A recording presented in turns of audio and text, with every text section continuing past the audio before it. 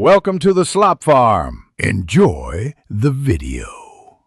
In this video, I will explain how to replace your Mazda 6 side mirror.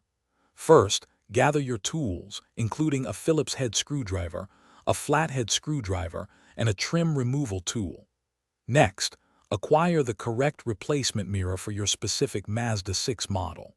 Finally, park your car on a level surface and turn off the engine to ensure safety before you begin the repair. Now, let's move to the interior. Using your trim removal tool, gently pry off the small plastic cover near the mirror on the inside of the door. You might also need to remove a few screws hidden beneath the trim. Disconnect any electrical connectors you encounter. Keep all removed parts organized to make reassembly straightforward. With the interior trim removed, you will see 3 bolts securing the mirror to the door frame. Use your screwdriver to carefully loosen and remove these bolts. Once the bolts are out, gently disconnect the electrical wiring harness that powers the mirror's functions. Now, you can carefully pull the old, damaged mirror away from the car's exterior.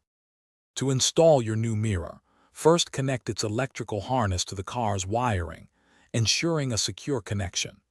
Then, carefully position the new mirror onto the door frame and secure it with the 3 mounting bolts you removed earlier. Tighten them firmly but do not over-tighten.